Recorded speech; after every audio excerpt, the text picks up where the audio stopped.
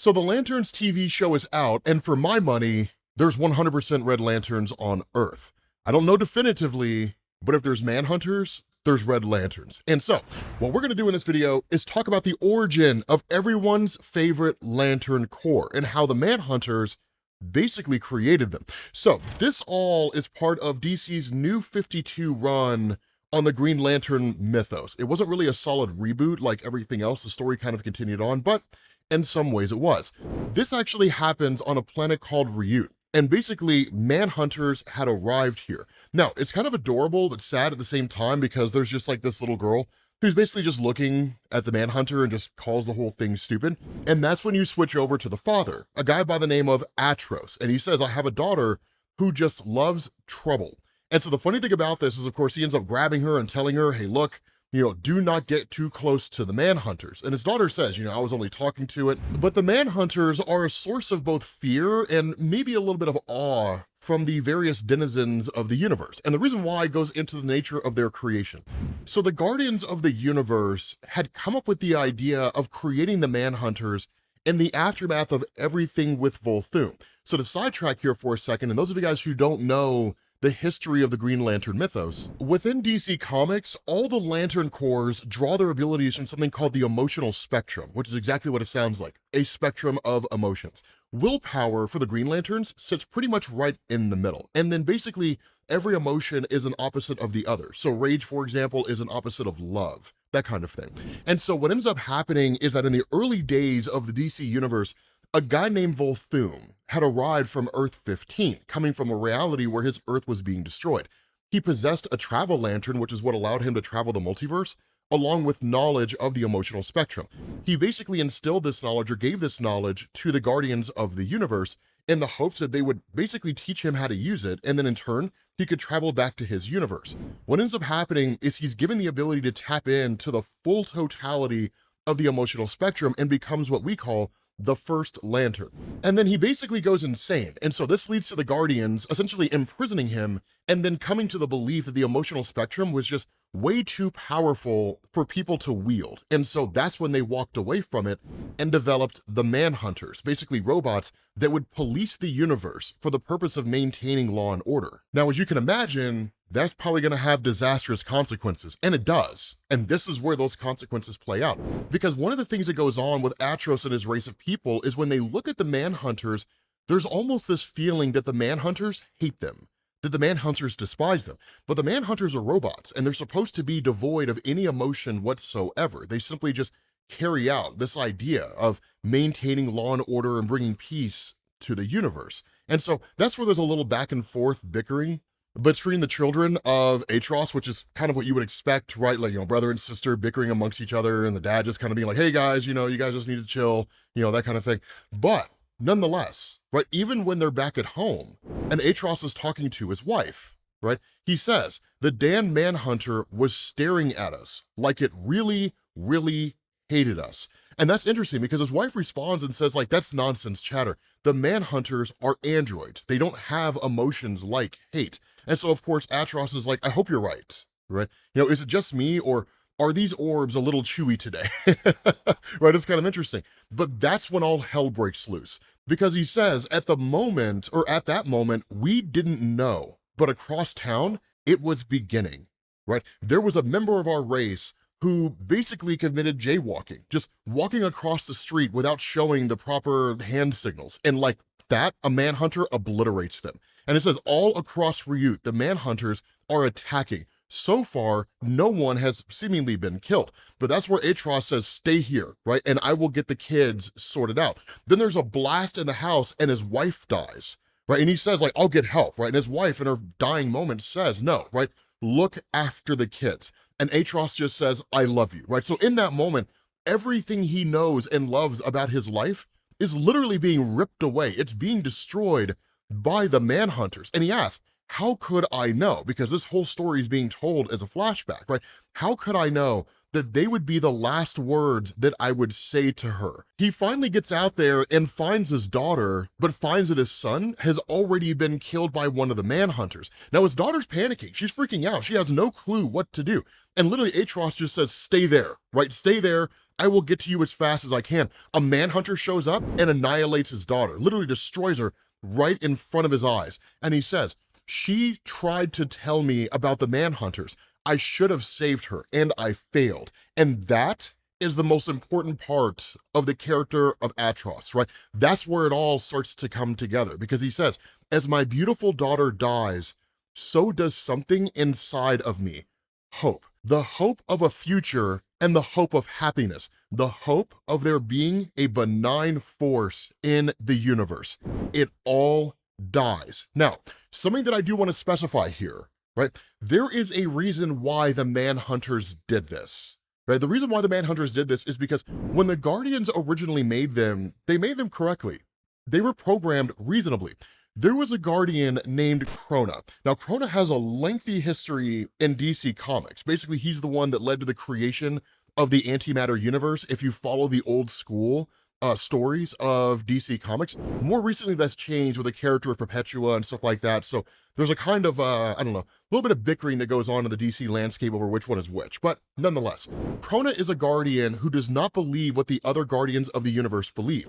The other Guardians of the universe, because of their experiences with Volthoom, the emotional spectrum, and that kind of stuff, believe emotions are too wild to wield, right? They cause more problems than they do anything else. And so they devoid themselves of emotion. All that was in a lot of ways tied to both the original actions of Krona in creating the antimatter universe, looking into the origin of all things, which was forbidden, as well as what went on with Volthoom. Krona believed that emotions were necessary, that you needed to have those. And so he saw the Manhunters as an abomination. And that's why he reprogrammed and sabotaged them so that the Manhunters would go on this just crazy campaign, massacring everything. So technically, the Manhunters and how they were designed were right by the Guardians, and the Guardians were correct. Krona just didn't want to believe that, so he sabotaged the Manhunters. But that's where everything started going sideways, and that's what you see happening here. And so again, in the aftermath of all of this, the whole world is razed, right? Quite literally, the Manhunters obliterate everything here. And that's where you have these individuals who show up, right? And they say, I think something is alive. The 11th nostril is quivering. And so you have like these two individuals that are just kind of surrounded by red energy. Now, they're not really red lanterns. I want to specify that, right? They're not red lanterns, but they do have a name. And honestly, they are immensely powerful. And so as they make their way through here, quite literally hunting for any sign of life that they can find, they end up finding Atrocitus, right? And they say, I believe we found one who hates them as much as we do. Because what we end up finding out is that it wasn't simply just the world of Atrocitus that was destroyed. It wasn't just Ryut. It was this entire sector. And in fact, within the Green Lantern mythos, this came to be known as the massacre of Sector 666. Right? That's what this was. And it was the Manhunters who were behind it all. These folks that you see here that have shown up to meet Atrocitus, their worlds were raised all the same, just like everybody else. And they share a hatred with the Manhunters. And so that's where Atrocitus looks at them and asks, like, who are you, right? What are you? Are you a Guardian, right? Is that what you are? And that's where he asks, right, have you come to gloat over your work, right? Because he knows enough to know that the Guardians created the Manhunters. And so if the Manhunters went awry and destroyed everything, even if it wasn't the intention of the Guardians for it to happen, the Guardians made them. And so had the Guardians not done that, this never would have happened. It's simple vengeance and anger, right, in reality here. And that's where he's told, right, desist. We are not Guardians. My name is Cole, and this is my sister, Ryut, I think is how you pronounce her name. But they say, our domain was once the cancer worlds of 666. We hate those stunted fools as much as you do, since they banished us from our magic realms. Now, this is something that I want to specify here, because if you simply go on Jeff Johns' Green Lantern run by itself, you will be deeply misled about the nature of these guys, Cool and his sister and so on and so forth. A lot of people think this is the first time they showed up in DC Comics, That's not actually true. I mean, technically it is, but it isn't, because this whole origin is actually a retcon story, if you know where to look. So if you go and you look at Tales of the Green Lantern Corps Annual Number 2 from 1986, written by Alan Moore, what you'll actually see is the introduction of these guys outside of Atros and basically what's called the Empire of Tears. So the Empire of Tears was literally an empire in Sector 666, spanning multiple galaxies. But one of the things that had happened in the early days of DC Comics is that, much like emotions, the Guardians of the Universe believed that magic was too unpredictable, and believing that it kind of defied the nature of order and structure, they effectively locked it away, or tried to lock it away, inside of a star. And using a little bit of headcanon here, I believe this is what happened.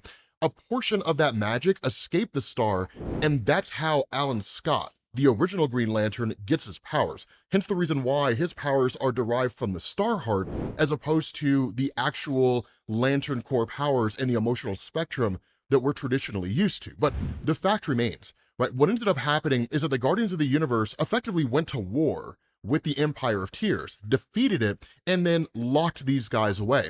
And that's the reason why when they show up here and they start talking to Atros, right? They say that we hate them as much as you do and all that kind of stuff because they basically banished us from our magic realms. That's what they're referencing, and that's what they're talking about. So again, that's why that story from 1986 is so incredibly important. And so what they say is they call us for demons. And that's the thing, is Atros says, right, I see only two of you. And that's when he's introduced to the other two, right? The first one is Orphan, and the second one is Dao, whose last name I can't pronounce, so we'll just call him that. And they say they spend much of their time in the marginal zones, dimensions that exist 2 thoughts away from this realm. And so that's when they address Atros directly, right? But let's talk about you. We heard stories of a man so enraged he killed many manhunters with his bare hands. We could use someone like that. We are powerful, but our minds wander. We lack focus. And that's where Atros just says, I don't want to be of use. I want to die. Because at this point, he's lost everything. And he's been attacking manhunters out of vengeance, right? But the guy has no will. I mean, the guy lost his whole family. I mean, what would you do in a situation like that? Not only did he lose them, they were destroyed in front of him, right? And so that's where he's told, listen, you can either let your rage consume you, or you can use it. Turn it against those who've hurt you. Man of Ryut, are you familiar with the concept of vengeance? And so that's where he says, right, yes, hope was dead, but on this day, something else began to take its place. We become known as the 5 inversions, and our war with the Guardians rages for centuries. Cruel blood magic pitted against cold Owen science. And he says, I am armed with some of the demon's awful power, and my rage gives them focus. Meanwhile, the Guardians send their android creations against us, and as the body counts rise, as more lives are destroyed by the Guardians, my rage grows. Where will my rage stop?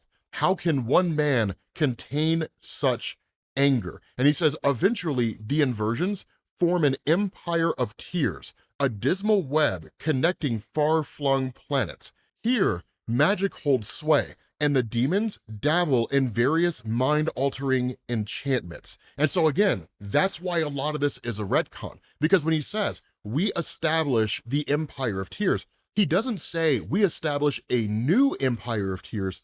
He simply just says, we establish the Empire of Tears. So this is Geoff Johns coming back and basically saying, this is actually what was going on behind the scenes in Tales of the Green Lantern Corps Annual Number 2. Here's what happened before that story picked up when it dealt with Abin Sur and the defeat of the Empire of Tears. It's pretty brilliant, and I think it really showed how much and how deep the Green Lantern lore went for Geoff Johns. And so he says, by the 2nd millennium of the Empire, I feel changed, but my rage demands more. And so that's where he shows up to Roxum, right? And she says, be gone, Atros, I am busy. And he says, I've asked you for centuries, yet you keep denying. And she just says, you are not ready, man of Ryut. What you asked has killed many and driven many more insane. There is a particular thing he's looking for here.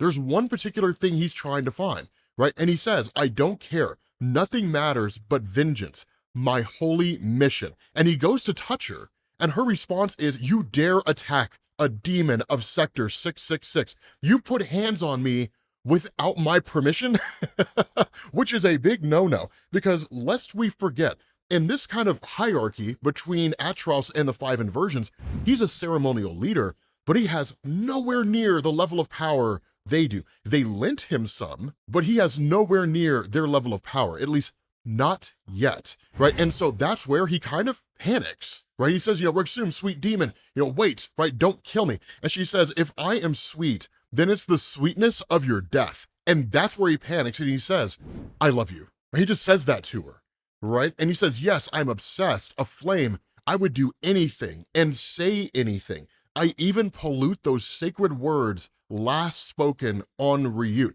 And she's like, love? And he says, I'm weak for you. Admit it, you sometimes grow lonely too. We must be one. Now, he doesn't actually love her.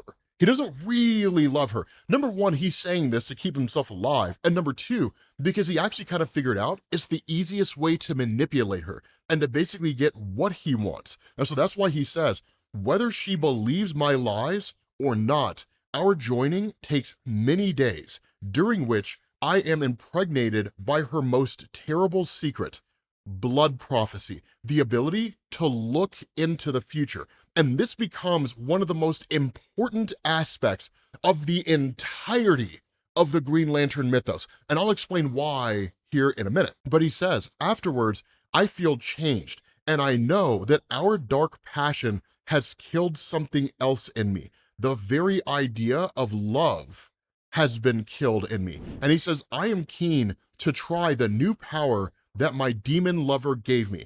Fortunately, an Owen ship strays too close to our field of influence. And that's when he ends up grabbing one of these guardians and basically kills him. And that's how he's able to conduct the prophecy, because as you can imagine, a blood prophecy requires blood. But here's the other kicker about this.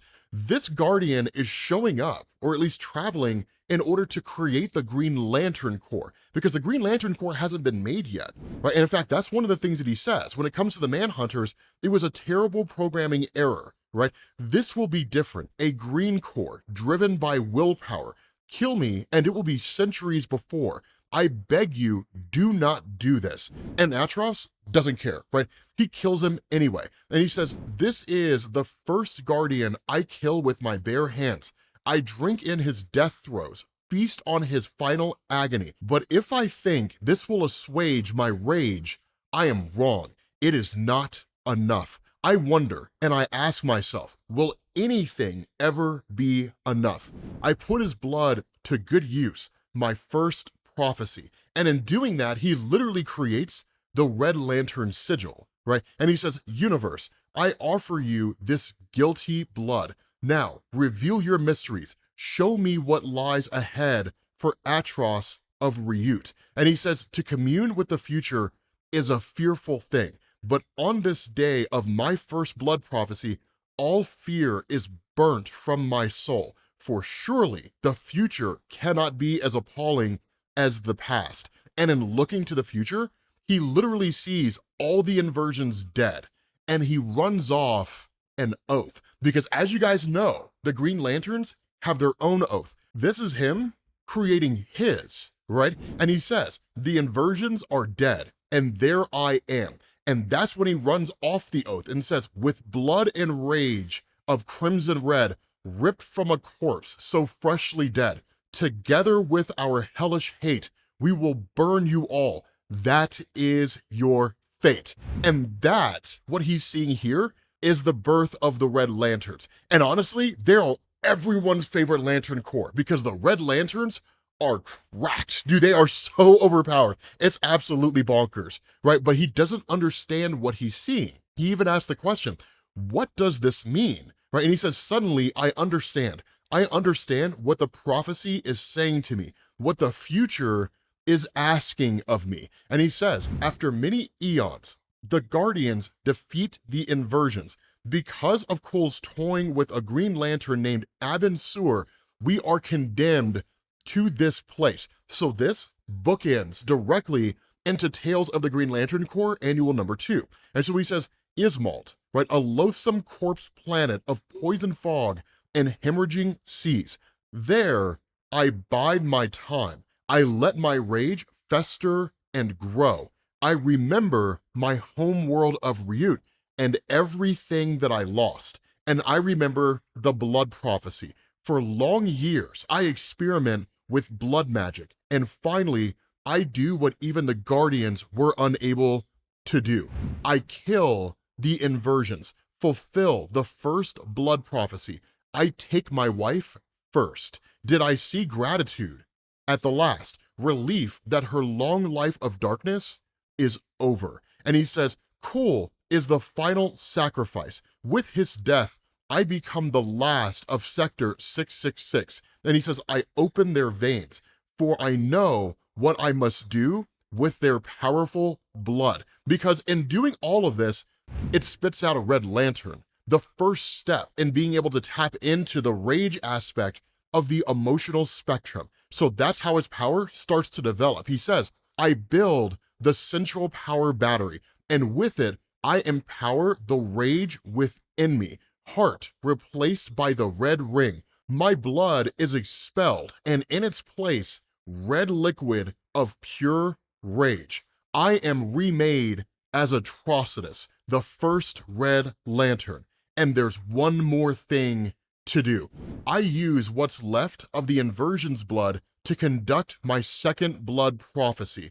And so he says, universe, reveal your secrets. And he says, this time, the blood prophecy does not hurt. Perhaps pain has also died. And he says, I remember the massacre of Sector 666, the war with the Guardians, and my sacrifice of the inversions. I remember Ryut, a man who held his dead child.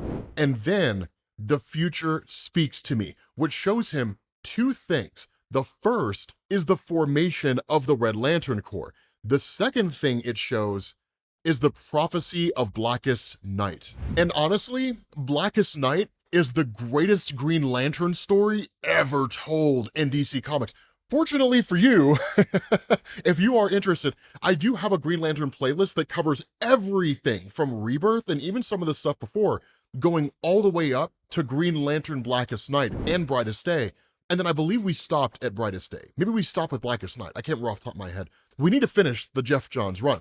But the fact is, the prophecy of Blackest Night came in the aftermath of something called the War of Light, which is to say that at the end of the Sinestro Corps War storyline, because technically it was a trilogy, it goes from Green Lantern Rebirth to Sinestro Corps War to Blackest Night. Everything else was basically the kind of steps leading to each new part of the trilogy. The War of Light and its role in the prophecy was that at the outset, there would be two Lantern Corps. You would have the Green Lantern Corps, and then Green Lantern's main enemy, Sinestro, would form his own corps, called the Sinestro Corps, and they would feed off the fear aspect of the emotional spectrum. But as part of the War of Light, other new Lantern Corps would rise. And in fact, you have the Orange Lantern Greed, which is basically Larfleeze. You have the Indigo Tribe. You've got the Blue Lanterns. You've got the Star Sapphires. So the Indigo Tribe, kind of stepping back here, the Indigo Tribe are basically reformed convicts, for lack of a better word. The Star Sapphires are individuals who have loved and been spurned. So basically, people with broken hearts, more or less. And of course, the Blue Lanterns are the Lanterns of Hope. But beyond that, right, kind of joining everything else, you have the White Lanterns of Life, which are what happens when a person masters control over all the other lantern rings.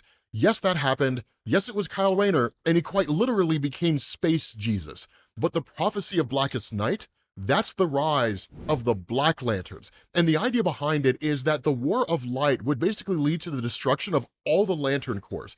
And that's when the Black Lanterns would rise. So effectively, those individuals who have died would be resurrected with Black Lantern rings. So they're effectively zombies. And honestly, it was dope. Like, imagine zombies that have the power of a Green Lantern. It was one of the coolest things, right? And that's one of the other things, is that all the different Lantern Corps have ways to kind of overcome one another.